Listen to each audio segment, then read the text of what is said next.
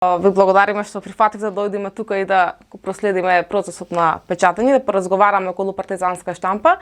Со партизанска штампа почнавме во 2016 година, иако беше иницирана 2014 на Фрик фестивал, последното издание на Фрик фестивал кој што се одржа на Факултетот за ликовни уметности, беше одржана и работилница за сито печат од Матријаршија, тоа е уметнички колектив што работи со сито печат од Белград.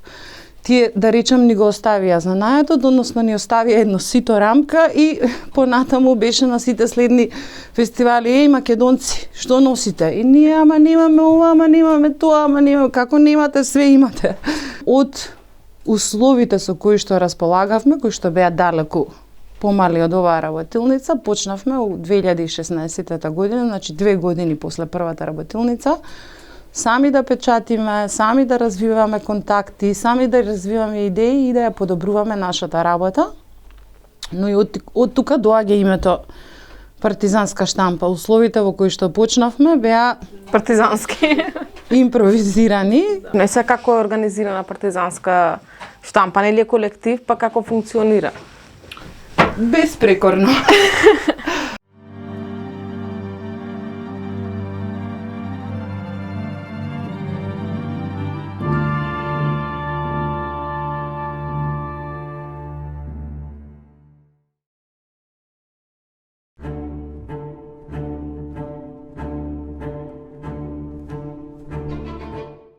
Во секоја општествена доба, културата се користела како алатка или средство за која воведува до општествени промени или за обликување на свеста.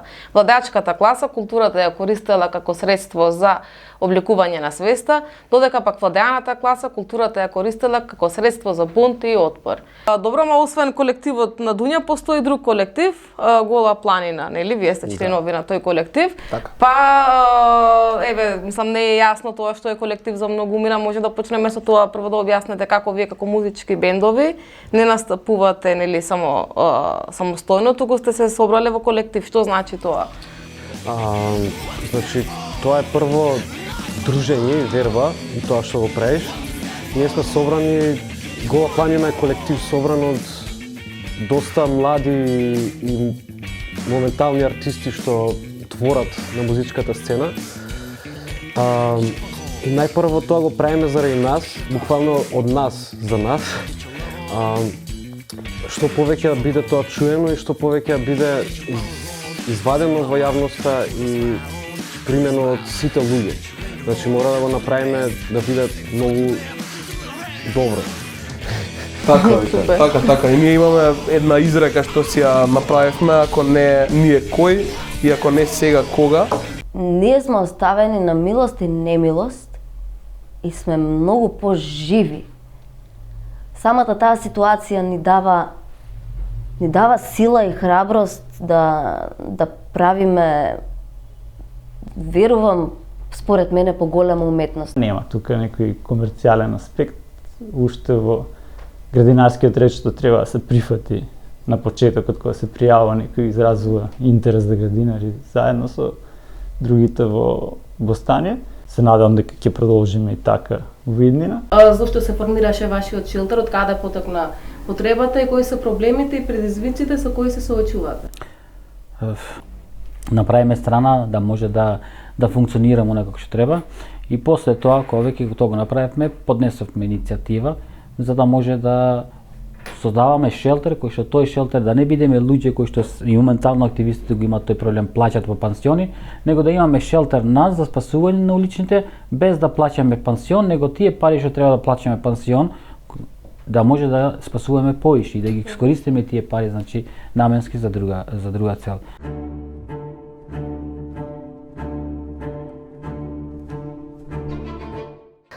Може да ни кажеш која беше потребата од основање на синдикат, какви беа работничките услови и права на новинарите што доведоа до формирање на синдикат? Па потребата за новинарски синдикат, односно синдикат на луѓето кои работат во медиумите е доста стара и некаде веќе во 60-тите имаше први обиди да се формира. И интересна работа, меѓутоа, за разлика од Сдруженијето кое е формирано 45-та година, 7-ма, некако многу тешко тргаше таа приказна за формирање синдикат и сите обиди некако не успеваа. Имаше синдикати, се уште има на ниво на големите медиумски куќи, сега е тоа Македонската радио телевизија, која дел од нивните вработени се дел и од нашиот синдикат, и на времето во НИПОТ мислам дека имаше. Меѓутоа, тоа беа времето кога синдикатите беа дел, нели, на институционалниот пейсаж. Потоа имаше обиди за синдикално организирање кои беа неуспешни, бидејќи газдите, односно голем дел, знаете дека и сега е така, 90% од медиумите кај нас се приватизирани, приватни. Терминот синдикат не смееше да се слушне во приватните медиуми. Беше буквално забрането. Не со декрет, бидејќи на хартија не смее да стои такво нешто, со закон тоа не е дозволено, меѓутоа де факто синдикалното организирање во медиумите беше забрането. Дотаму што не смееше да се информира за синдикат, не смееше да се, да речеме, ние кога се формиравме и реагиравме на некои општи места за слобода на информирање и така натаму, не смееше да се појави мојот лик на телевизија. Дотаму беше забрането. И затоа ние многу специфичен синдикат, се формиравме како специфичен синдикат. Знаете, да формирате синдикат, вие треба да имате Гранков, да имате синдикати во поединечни предпријатија. Бидејќи беше забрането тоа, ние тоа не можевме да го изведеме.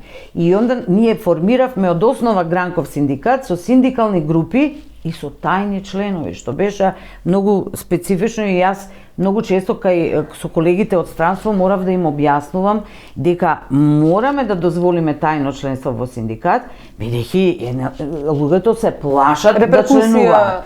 Се разбира, тоа си има своји последици, бидејќи не можете да го браните ако е он таен член. Придобивки, Тамара, така не инспирираше забранетото, секогаш и ние на оваа генерација да не се случуваат тие состојби. Имаше малку шарм во тоа, као ајде сега ние сме членови, па као никој не знае и така. Тајната организација. И така почнавме. Можете да замислите од каде е потребата, кога луѓето сакаа да членуваат тајно во синдикат, значи дека потребата била многу голема. Во време кога ние се формиравме, термини како годишен одмор, право на годишен одмор, нема, ти даваат ова, додатоци прекувремено, не знам ово, тоа беа непознаници. Договор на неопределено. Така е. Не договори, по телефон те ангажира, по телефон те отпушта. Хонорарци, лажни хонорарци, односно хонорарци кои идат 8 сати на работа, од нив се бара се и потоа се отпуштаат со една СМС порака. Тоа беше ситуацијата во која ние се формиравме.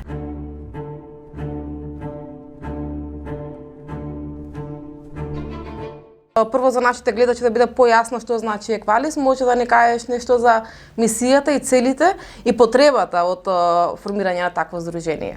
Што нашата организација гледаме како простор кој што им нуди можност и на млади, но и на луѓе од повозрастни популации да најдат некое си безбедно место во свет кој што станува се понебезбеден, особено за одредени групи на граѓани. И се обидуваме да дадеме поддршка и помош на различни младински активисти, граѓански групи. Добро што спомнам дека сме се запознали на еден ваков протест, затоа што ние сметаме дека се што ги допира младите и малцинските групи со кои што работиме е прашање кое што е доста широко. Еве дури прашањето поврзано со електричната енергија, ние сметаме дека први на удар ќе бидат или младите, или маргиналните заедници, жените, ЛГБТ и луѓето, дека секогаш попрво последиците од овие случувања ќе достигнат до групите со кои што ние работиме. Има млади што се спремни да останат тука и да се борат за тоа што е нивно, односно нивниот простор и место во своето општество каде што може да бидат своји.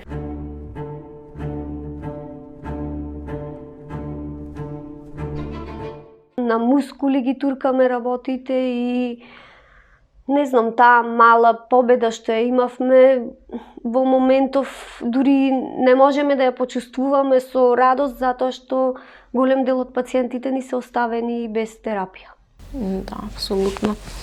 И се досега зборувавме за негативностите во општеството, но како да се подобрат состојбите во сите овие сфери? Мислам дека само волја треба, ништо друго. Бидејќи голем дел од луѓето кои се соочуваат со одредена болест знаат што треба да се направи, или со одредена состојба, не мора да е болест, знаат што треба да се направи конкретно за да се подобрат работите, стандардите во нивниот живот. Ние веќе кажам како асоциација за цистична фиброза и предлагавме, не само што баравме работи, предлагавме како да се решат одредени проблеми.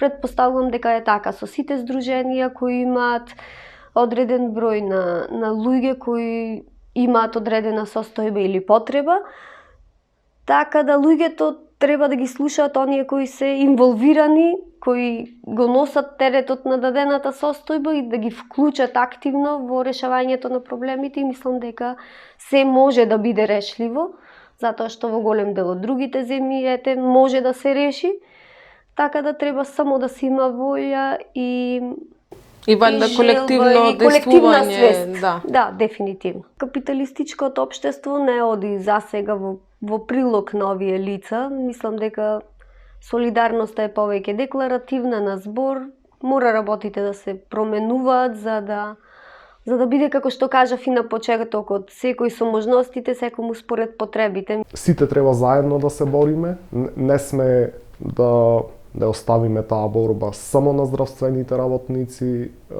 или мора секој од нас да се вклучи за да се избориме за некое подобро утре. Значи државата пред се мора да стави да биде реална. Да рече правиме грешки луѓе, ова го сгрешивме, зезнавме работа направи. Тоа не се случува. Значи не можеш да ветуваш некој на некој нешто ако не можеш да го свршиш. Значи му даваш лажна надеж луѓе за луѓе кои што си имаат мака, кои што се ѕидови имаат пред себе. У сета таа фаза нормално лицата со атипичен развој уште се судираат со ѕидови, уште се судираат со стереотипи, уште се дискриминирани, уште не може да си остварат социјалните, здравствените и образовните права. Родителите мораат да знаат и самите како да се научуваш она што реков, да знаат да не трпат дискриминација, да знаат правата кои им се, да знаат што им следува. Мора ние малце да посилни да станеме заедно. Значи луѓе ни треба солидарност и поголемо заедништво, да знаеме што сакаме.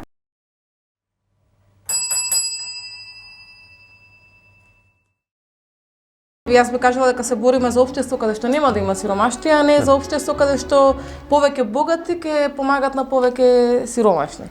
Така што мислам дека единствената реална опција е да се действува против системот, за да се издействува нешто прифатливо за сите, мислам нешто што е праведно за сите.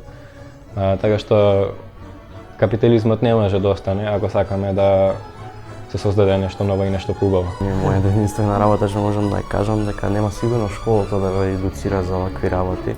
Ќе биде морате самите да се заинтересирате за овакви идеи. Ако мислите дека има нешто погрешно во општеството, пишете на интернет нешто за тие идеи за комунизам, за социјализам, за анархизам. Има многу книги, има и во социјален центар Дуња има многу книги, може да се едуцирате, спрашете се, имаме ние и сите во овој социјален центар знаеме доволно, можеме да ви објасниме и има надеж, не дека нема.